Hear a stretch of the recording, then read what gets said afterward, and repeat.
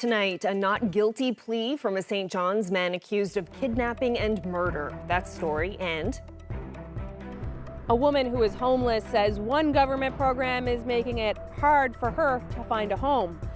I'm after losing 4 apartments, plus a room that I could have rented. I'm Heather Gillis, and I'll have that story coming up on Here and Now. Needles, broken glass, cracked pipes, feces. Growing concern about social problems and crime in downtown St. John's lead to a call for help.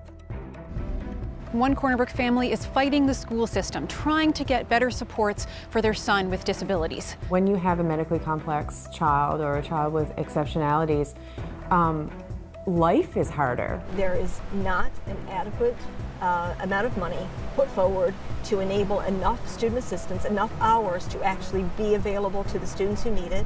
That's tonight on Here and Now. This is CBC Here and Now.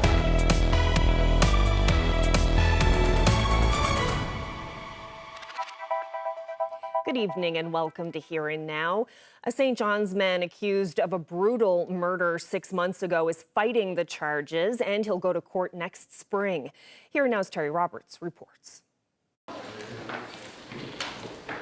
Ibrahim Al-Ahmad made his first in-person appearance before a judge today, and whether he intended to or not, he made quite a statement, wearing a T-shirt featuring a caricature of a human skeleton holding a rose.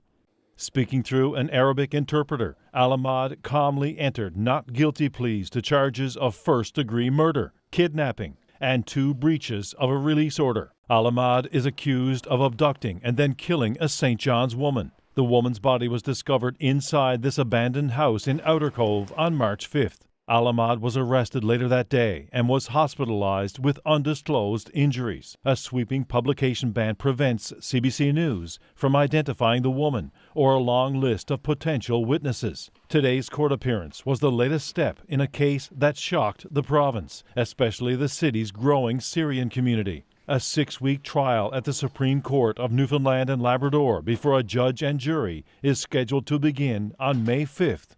2025. Meanwhile, Al-Ahmad remains in custody, with that trial still 8 months away. Terry Roberts, CBC News, St. John's. A pedestrian was seriously injured in St. John's early yesterday morning. According to police, the man was struck by a Honda Civic at the intersection of Kenmount Road and Paulina Road around 6:30. The RNC says the driver is cooperating with the investigation, but scene analysts are still collecting video footage. The injured man remains in hospital this evening.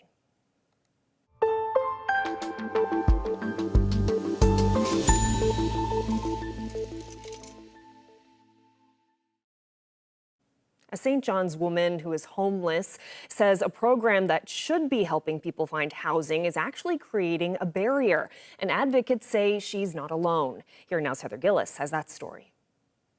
I'm after losing 4 apartments, plus a room that I could have rented. Jamie Ryan is desperate for a place to live. She's been homeless since the end of August, and the rental market in St. John's is tight. Really tight. The Canada Mortgage and Housing Corporation estimates the vacancy rate is about 1.5%. So finding a place is already hard, but Ryan says the income support rules make finding a home even harder. You got 500 people looking at the same apartment. You turn around, and anyone that's on social assistance has to have a copy of the lease or whatever to send in, so that they can get the damage deposit and first month's rent. This could take up to a week and a half to 2 weeks. I've even waited longer. Because of that wait, Ryan says she's lost apartments. She's been couch surfing and says she can't stay at one of the province's shelters because they're full. But other than that, you're on the street. You go to the soup kitchens for your meals, but there's no such things as snacks, coffees, anything like that. There's no such thing as a shower or clean clothes or extra clothes. You don't get none of that. There's no pillows, no blankets. You got what you got on and that's it. These people that have been calling, it's okay for them. Because once they leave the office, they're going home to their homes, their families. They don't have to deal with it. When I get off the phone, I'm looking around trying to say, okay, where's a safe place for me to sleep tonight? We're making great strides. Paul Pike, the Minister of Children, Seniors and Social Development, the department in charge of the province's income support program wouldn't answer questions. But in a statement, department spokesperson Catherine Summers says the income support program issues $372 for a security deposit to clients who qualify. They say prospective tenants need verification from a landlord, like a rental agreement, before they send any money through direct deposit. This is why most of the homeless people that's around town are homeless, because the system is broken. Meanwhile, Ryan is calling for the program to change, and so is provincial NDP leader Jim Dinn. It's it's one of these bureaucratic obstacles that stand in the way. A simple solution to this, and one I suggested to the Minister of Finance years ago, is provide a letter of guarantee. Doug Pawson with End Homelessness St. John's says he sees the same problem. And so the time lag between moving in and when subsidies can get paid and rents get paid can often be quite long, and so landlords prefer not to rent to folks if they're in that situation, and it just further stigmatizes people, further puts people further behind, and puts them at further risk of homelessness. Meanwhile, Ryan says she's not giving up the fight. What would housing mean to you? The world. The world. It'd be the best thing that anyone would ever be able to do for me. I just want a place that I can call home. Heather Gillis, CBC News, St. John's. Well, businesses, advocates, and even residents in downtown St. John's say there's a growing problem. It is getting worse all the time. Drugs are rampant around here, absolutely rampant.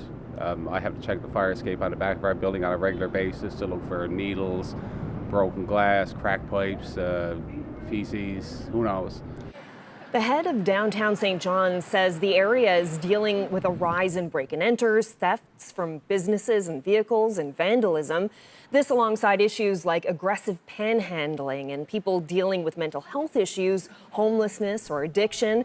And this city isn't alone. Scott Clooney signed a statement alongside mayors of other major cities in Atlantic Canada asking for help.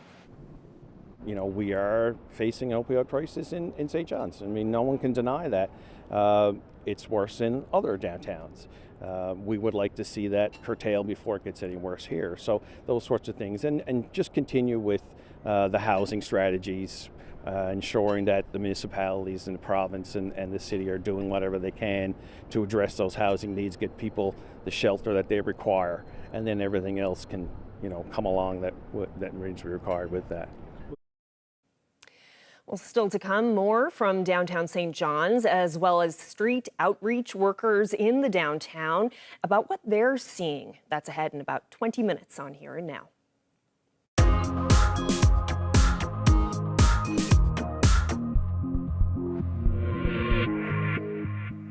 One Corner Brook family is fighting the school system for better support for their son. The parents say it's not safe for him to attend school. And as Here and Now's Colleen Connors reports, disabilities advocates are calling on the province to revamp the entire system. Obi is home today. He was supposed to start school last week. But even after applying for extra services, he only has an hour and a half of one-on-one time with a student assistant per day.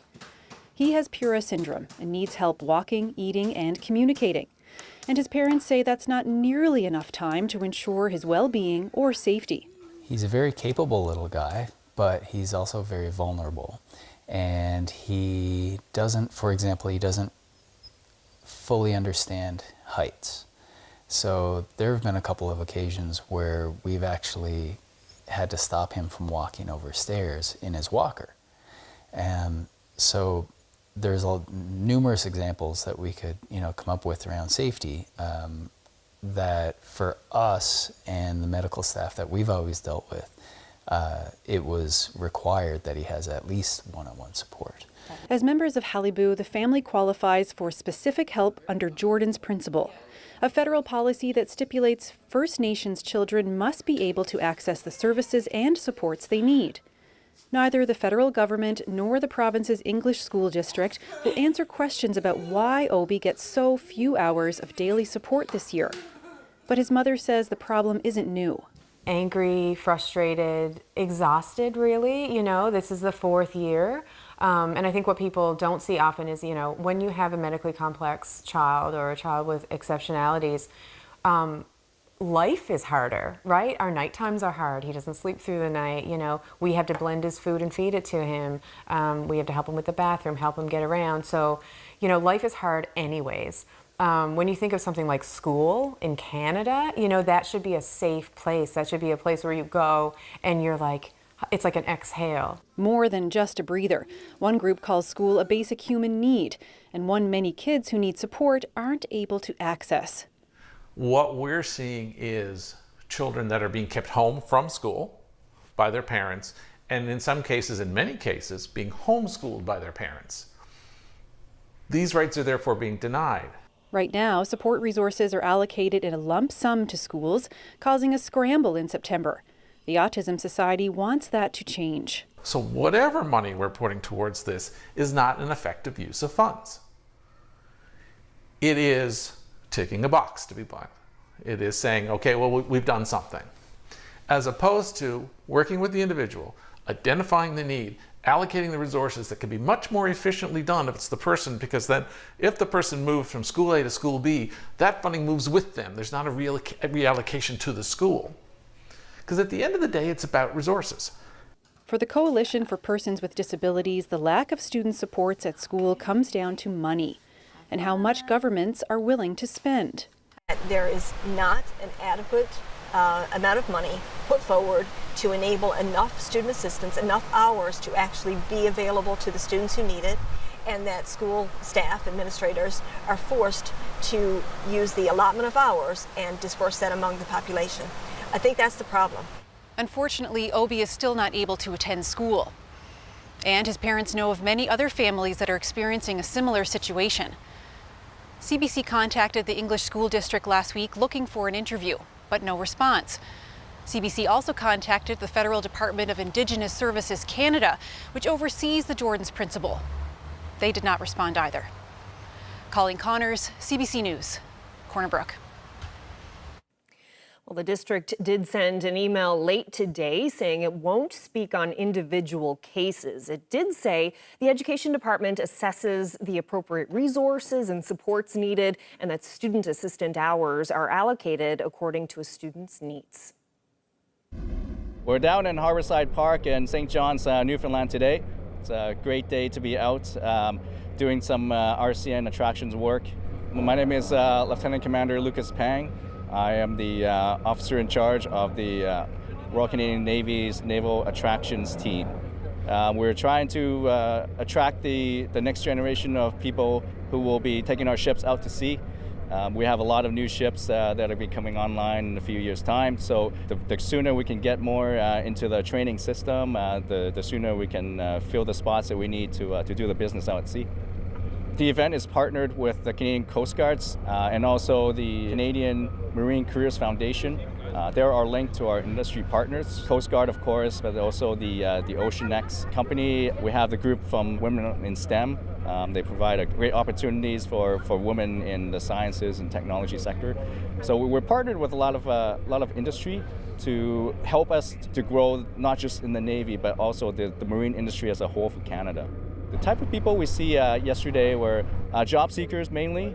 They either have experience already with another career, or we have a few that came from university, fresh out of university with a degree, who are just seeing sort of what's available.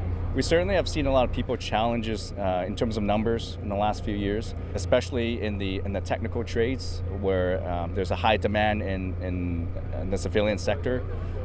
We're trying to actively recruit in the colleges and universities, getting them to realize that there is an option, that it's not the standard. And we do offer something that our industry partners don't, and we offer an adventure that go see different countries and different cities. Hopefully, if we're successful, these will be the new leaders that we can attract to be the next generation sailors and taking our business forward in time. How do you control if a boat catches fire in the middle of 60 boats, nowhere to move them? So it was getting to the point that it was very, very unsafe, and we all recognized that something had to be done here before something did happen. Well, it's very busy down at the small boat basin. We swing by for an update on the St. John's expansion. Well, we're hanging on to some humidity today, very humid in some cases. We'll talk about how long that's going to stick around in the forecast for the week ahead.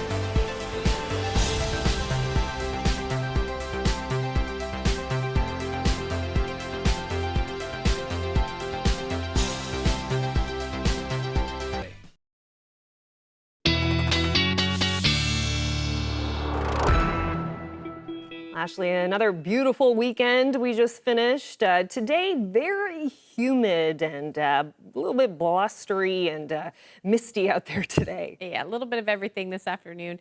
out there. But yes, that humidity has certainly returned. Feels very summer-like out there. Let's take a look at the temperatures this afternoon. The mercury only reaching around 22 degrees today, 23 in Gander. Same thing for Lassie. Those of you that are in onshore flow, though, so temperatures a tiny bit cooler than that, into the upper teens. And then a little cooler even still up across Labrador. 12 degrees was the daytime high in Lab City this afternoon. As you head towards the coast, so temperatures still nice and warm at 21 and 22 degrees. So taking a look at what's going on, we're in southerly flow, hence that warm air, that humid air. Showers earlier today, those have since moved off. In fact, seeing some clearing periods out there, some clearing skies rather, out there at the moment. If I zoom out a little bit though, there are still some showers there to the south that may affect the Avalon looks like they're trying to stay offshore there, but we may see some more showers as we head through the next couple of hours. But really, it's that humidity. So 21 degrees right now in St. John's. Feels more like 26 with that humidity. Feels more like 26 in Gander as well. But fun fact, this afternoon, Gander's dew point was a record for September, the highest dew point ever recorded in September. So we did see the humidex feel more like the low 30s earlier today. But yeah, that has dropped a little bit. And a very different story on the west coast. That humidity is not there. And as we head through the next couple of days, or at least tonight rather, we are going to see that humidity drop off. And then we'll return to more comfortable weather. Maybe a bit muggy as we head towards the weekend, but we're going to say goodbye to that humidity for a little while. As far as what the weather has in store for us tonight, we've got an area of low pressure spinning up across Labrador.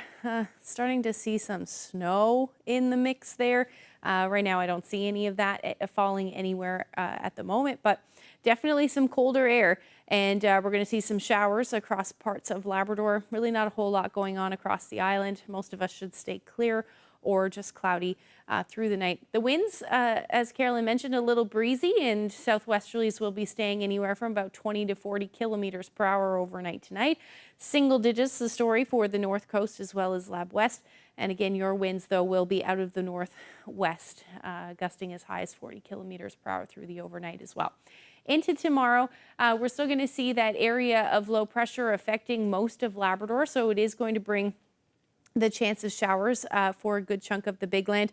And the snow should stay out of the picture, though, through the day tomorrow. As far as the island goes, we're looking at a mix of sun and clouds, some cloudy periods in there as well.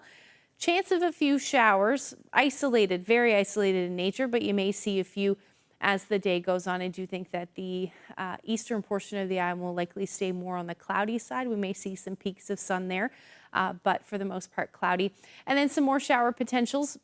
The potential for some showers rather moving in a late day and through the overnight period again for the south and southwest coast. And that will move through central as we get into the early morning hours on Wednesday. Our temperatures tomorrow, again, will pretty much be where we're sitting today, low 20s, winds out of the southwest around 20 to 40 kilometers per hour. But like I said, we'll say goodbye to that humidity, feeling a bit more comfortable tomorrow afternoon. Some sun chances certainly in the mix through central, but you're looking at temperatures around 20 or 21 degrees. South coast a little cooler at 19 for Harbour Breton. And then for the west coast, you are looking also at your winds a little brisk. Southwesterlies between 30 to 50 kilometers per hour, but overall your temperatures will be in the teens. Same thing for the northern peninsula and Labrador as well, with those shower chances in the mix there. For the north coast and the western portion of Labrador, you're still looking at your temperatures in the single digits, cooling a little as well around Happy Valley Goose Bay at 16 today, or tomorrow rather, but with some sunshine there as well. We'll talk about the long range coming up. Thanks, Ashley. Well, the barges are in, the cranes are working, all to expand the Fort Amherst small boat basin on the south side of St. John's Harbour. The Harbour Authority says the fishery will benefit. The broadcast's Paula Gale popped down to see it for herself. When did work first start here, this infrastructure improvement happening here? When did this all start? Well, it's a long story. When Lyle O'Hearn was Minister of Fisheries and Oceans, he announced a pile of projects back in 2007, and this was part of one of the projects that he announced. Getting everything in place took a long while, and 2019 we finally got the go-ahead to really do the two expansions that you can see here today. One was completed approximately 2 years ago, phase one of it, and phase two is currently on the go, started last year. So these are barges that are brought in, and what it is the equipment that's required, because we're out in the harbour, the machinery had to be next to where it was drilling. So they brought in these barges to do the drilling on and drill the pipes down into the ground and cement them in. So what is this doubling the berthage, doubling the capacity of this area? What is this going to do for St. John's and for our provincial fishery? Well, for harvesters in the first place, it's going to make it a lot safer, because we were in a situation here, over the last few years where it was very, very unsafe conditions here with the amount of boats. Like the boats, there was that many boats in the facility that if something had happened in a storm, there would have been millions and millions of dollars in damages done. And if there had been a fire, there would have been, like, how do you control if a boat catches fire in the middle of 60 boats, nowhere to move them? So it was getting to the point that it was very, very unsafe, and we all recognized that something had to be done here before something did happen. We're going to be able to accommodate way more boats. So in the future, it's probably going to be more offloading to St. John's. And when them boats are coming in here offloading, it's creating work. But it's not only the work for the offloading, it's the work for the spin-off companies, service companies, hydraulic companies, electronic companies, engine repair companies. The whole province and the whole city benefits from what happens here. Well, here's a live shot of St. John's Harbor from our room's camera. You can see the cruise ship Arcadia. Just stay with us. More local news and weather is on the way.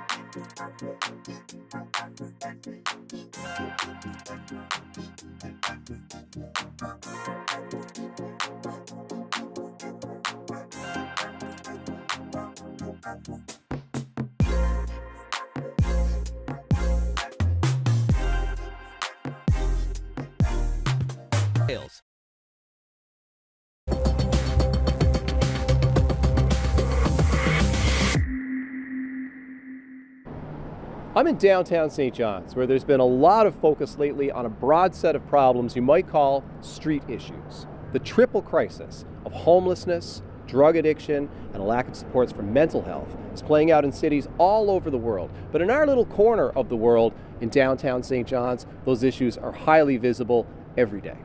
I work down the street by the courthouse, almost on a daily basis.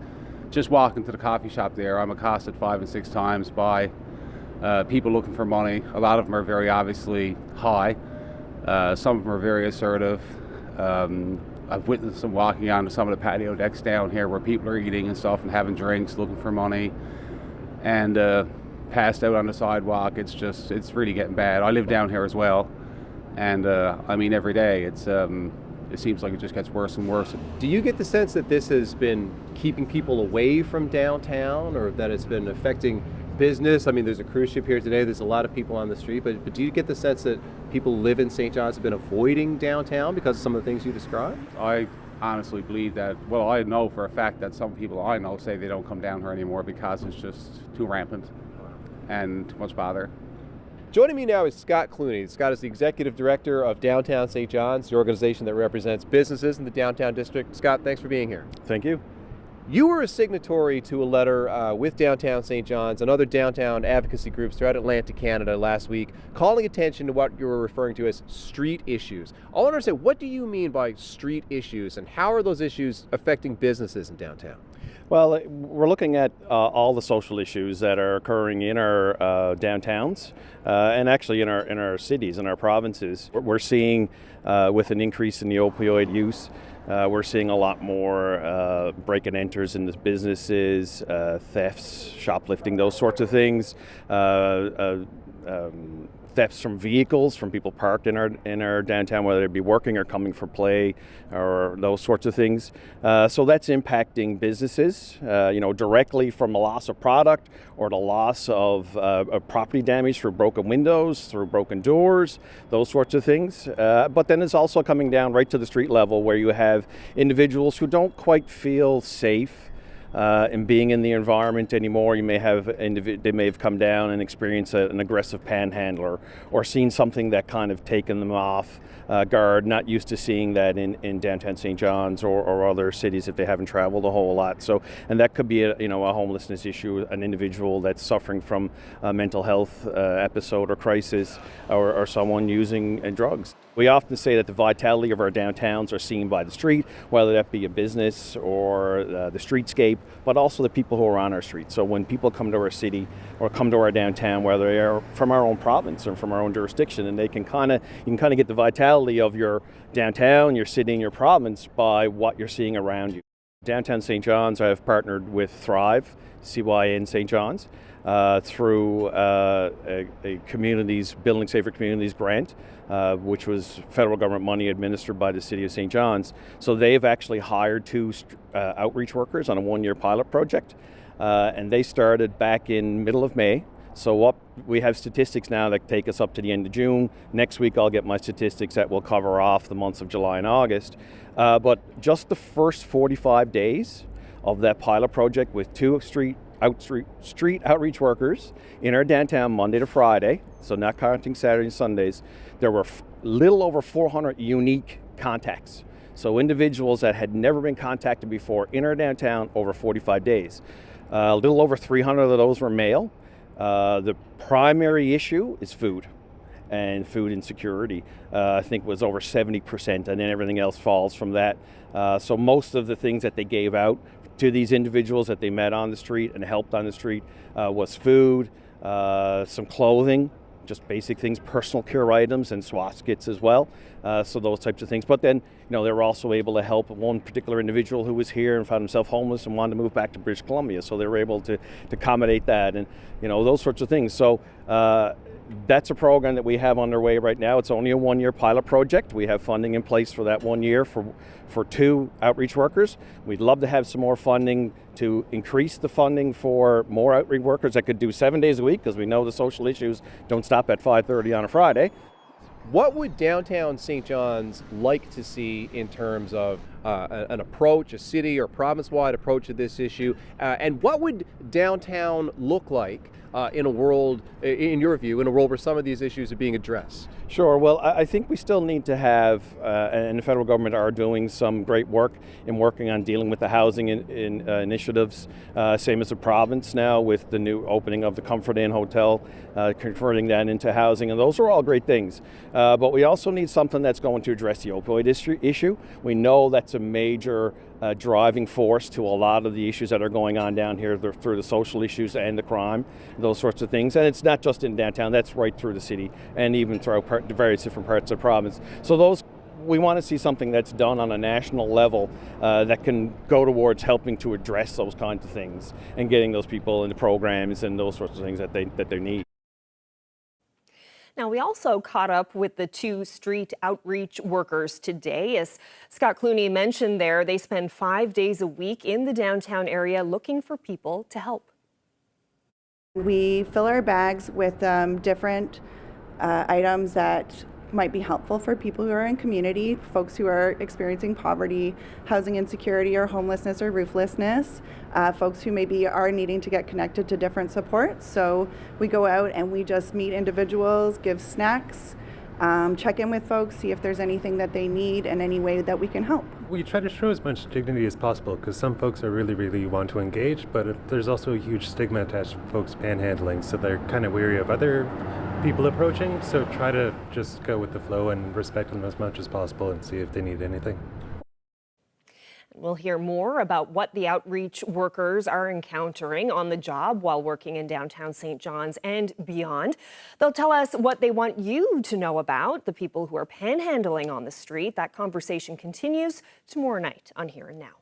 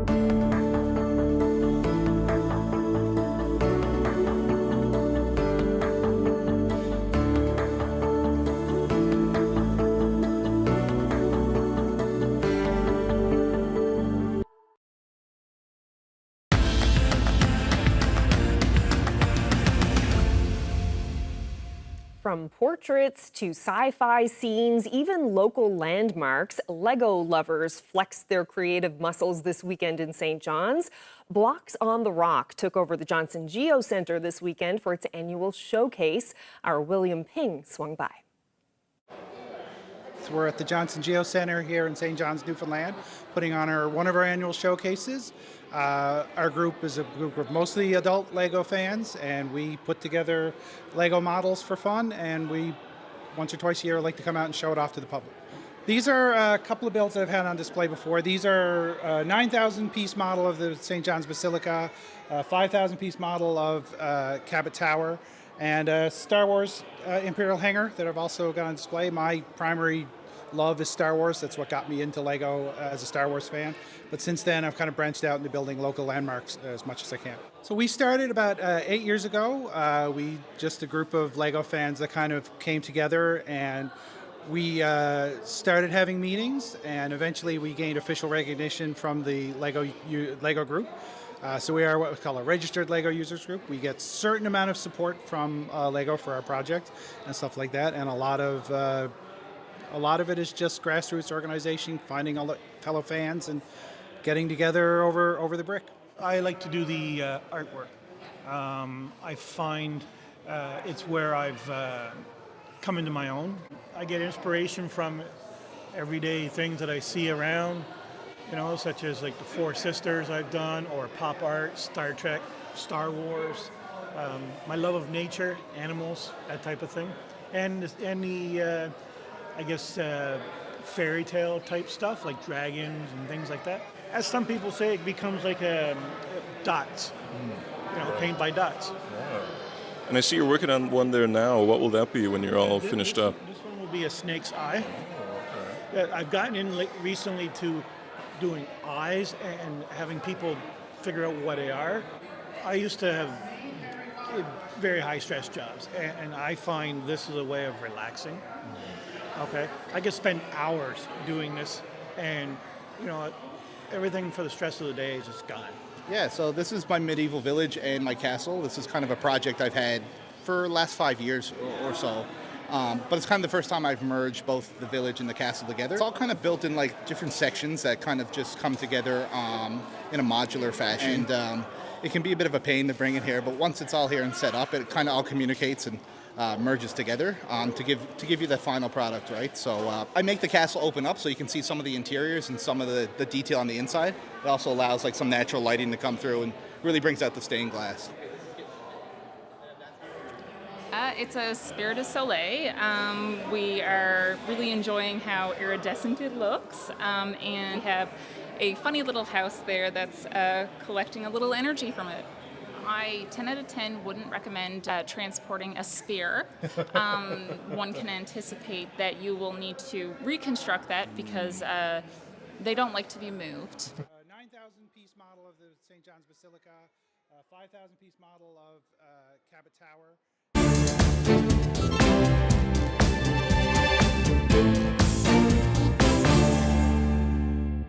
Well, Air Canada says it's making plans to suspend flights next week as the company and the pilots' union remain far apart in negotiations. If no agreement is reached, either side could issue a strike or lockout notice as early as this coming Sunday. Wages remain a key sticking point. The company has called the Airline Pilots Association's demands excessive. The union says Air Canada should come to the bargaining table instead of threatening to disrupt flights. ALPA represents more than 5,200 pilots at Canada's largest carrier. Air Canada and Air Canada Rouge operate about 670 flights a day. 2 men have been sentenced to 6.5 years in prison for their roles in the 2022 border blockade in Coutts, Alberta. It was one of several that popped up across the country protesting COVID-19 rules and vaccine mandates. Chris Carbert was convicted of public mischief and possessing a firearm dangerous to the public's peace. Anthony Olenek received the same sentence on the same charges and was also convicted of possessing a pipe bomb. A jury had found them not guilty of the most serious charge they faced, conspiracy to murder police officers. Neither man will have to serve their full sentences. Both were given nearly 4 years credit for time they had already spent in custody. And fraudsters are impersonating legitimate taxis in many parts of the country, buying fake roof signs from online retailers such as Amazon. The CBC Sophia Harris has more on the scams and attempts to protect passengers.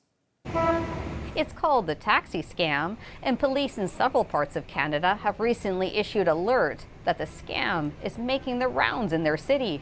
There are several variations of the scam, but they all end the same way. A fraudster impersonating a taxi driver demands that a customer pay with a debit card. During the transaction, the scammer records the card's PIN number, secretly steals the debit card, and hands the customer an identical-looking fake card. In July, Catherine Kazodi of Calgary was a victim of the scam. The day after she took a ride in a fake cab, she discovered nearly $2,000 was missing from her bank account. Her bank later reimbursed her, but she's still rattled by the experience. It really felt like an invasion of privacy and a violation to be a victim of this scam. I was terrified, I was in shock. Police and the Canadian Taxi Association say the fraudsters have a helping hand. With the click of a button, they can purchase a generic but official-looking taxi roof sign on e-commerce sites such as Amazon. To help combat the scam, the association has asked Amazon to stop selling the signs. However, the online retail giant has declined, stating that it's perfectly legal to sell the product. I'm disappointed by their response because I don't think they understand the moral responsibility that they have when it comes to selling something that can lead to either fraud or other serious incidents. The Taxi Association says it will now explore other avenues, such as lobbying for provincial legislation that regulates the sale of taxi signs. In the meantime, it looks like the best way to stop this scam is to tell people about it, so they can be on guard if a taxi driver insists they pay by debit card. Sophia Harris, CBC News, Toronto. Well, a funeral was held in Philadelphia today for NHL star Johnny Gaudreau and his brother Matthew. The men died when a vehicle slammed into them as they were riding their bikes in New Jersey on August 29th. They were in town for their sister's wedding. Matthew's wife paid tribute to her late husband. Matthew is and will always be the best part of me. He loved me so deeply and would always show it, and I pray to God he knew how much I loved him. I truly can't believe how lucky I was to be loved by him. He was hardworking, patient, kind, gentle, attentive, funny. He was my safe place. Many members of the hockey community attended services, including NHL Commissioner Gary Bettman. Johnny joined the Calgary Flames in 2013 and went on to become an all-star. He signed with the Columbus Blue Jackets 2 years ago. Earlier in his career, he played alongside Matthew at Boston College. The 43-year-old driver of the vehicle faces several charges, including consumption of alcohol in a motor vehicle. He's in jail ahead of his hearing in 4 days. Well, Catherine, Princess of Wales, says she's finished her chemotherapy treatment. She made the announcement in a video featuring her children and Prince William. As the summer comes to an end, I cannot tell you what a relief it is to have finally completed my chemotherapy treatment. The video released by Kensington Palace shows Catherine, the Princess of Wales, and Prince William enjoying life with their family over the summer. It's just filming. The production was highly polished and crafted to appear intimate, and it was positive about her future. I enter this new phase of recovery with a renewed sense of hope and appreciation of life. It comes nearly 6 months after this video, released amid a frenzy of speculation about her health. It has been an incredible... Catherine says she is now focused on doing what she can to stay cancer-free and will be returning to some public duties in the coming months. In March, the princess revealed she had been diagnosed with an undisclosed type of cancer and was undergoing preventative treatment. Well, it's the centerpiece of the 2025 Canada Games, and this is your latest look at it. That's your bird's eye view behind Prince of Wales Collegiate and the Aquarina in St. John's, just behind our CBC NL building here. The lines are down on the track, as we can see, thanks to our drone operator, Katie Breen. And as we heard late last week on the show, crews are actually ahead of schedule. We're still 333 days away from the start of the Games.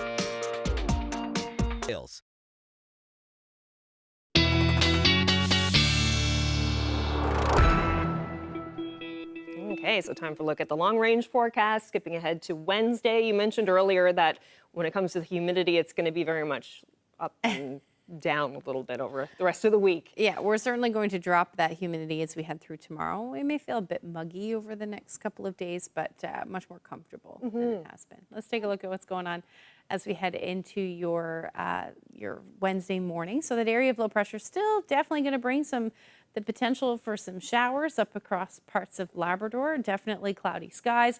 And we've got some unsettled weather to start your Wednesday across the island as well.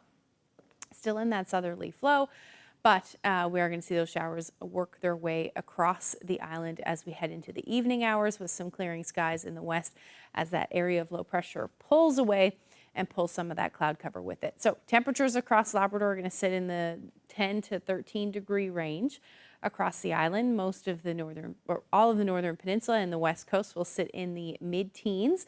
And then we've got upper teens and low 20s for the rest of the island. But again, it will feel less humid for sure on Wednesday. As far as getting into Thursday, that area of low pressure is going to continue to spin offshore. So most of the coast of Labrador, you are still going to be in that cloud cover with the potential for some showers, but we should see some more sun in the mix, especially for central areas of Labrador. But it does look like more cloud cover will move in through the day on Thursday with another shot of showers for those of you in the western portion of Labrador. Across the island, beautiful day expected on Thursday. We should see plenty of sunshine, temperatures rebounding a little bit as well for some areas, but generally sitting in the upper teens through the day. But again, that sunshine will feel very nice through the afternoon. Rebounding definitely in western portions of Labrador. 19 degrees will be your daytime high on Thursday. As you head towards the coast, though, temperatures a little cooler, only sitting between 11 and 13 degrees through the day. The long-range forecast Friday looks absolutely gorgeous. 21 degrees, overnight lows between 10 and 11 degrees. It does look like we are going to see some rain return, though, by the time we get into Saturday, with temperatures around 14 degrees through the day. So we're certainly going to see some cooler air move in. We're going to see a drop in temperatures as well for central Newfoundland, around 17 degrees through the day. Again, some shower activity both Friday and Saturday. Western Newfoundland, you won't see those showers until Saturday, but certainly dipping. Lift your overnight lows down to the single digits for a good chunk of the island. For eastern Labrador, showers will return Thursday night, continue on Friday, clearing by the time we get into Saturday with some cloud cover. But again, daytime highs in the teens, but your overnight lows in the single digits. Our photo today is not a sunset photo or a sunrise photo. It's a moose in Spanish room on the Burin Peninsula. Thank you to Greg for that great shot. You had a nice little visitor, or should I say big visitor, in your backyard. If you have any weather photos that you'd like to share with us, you can do that by sending them to my Facebook page or emailing them to nlphotos@cbc.ca. Oh, I love animal photos. Any animal. Great. Thank you so much for that. Now, before we leave, speaking of photos, we want to give you another chance to enter our back to school contest. We mentioned this last week. Just have a look at this. This is our inspiration. This is Curtis Hicks, our cameraman here at the CBC, and he went back to his own elementary school. You can see there, that is exactly the same spot where he had his first day of class photo taken back in 1997. So we want to see your photos of first days of school gone by. So please send them to us. And we have some swag to give away. We have some CBC satchels that we're going to draw for later in the week. So just email your photos to herenow.nl@cbc.ca. And these are the bags that you could potentially win. And we've gotten a few photos already, and they are really good entries. Yeah. Fabulous. So if you have any of those old photo albums, it's a chance to kind of get a little bit nostalgic and think of your own first day of class from years ago. But really, it could be anytime. You could send us your old photos or more recent photos as well. We just want to see you on your first day of class. Yeah, so we're going to pick the winners tomorrow. Oh, great. Yeah. Excellent. All Exciting. right. Well, send them in, please. herenow.nl@cbc.ca. All right. Well, that's it for us on this Monday evening. Thank you so much for joining us.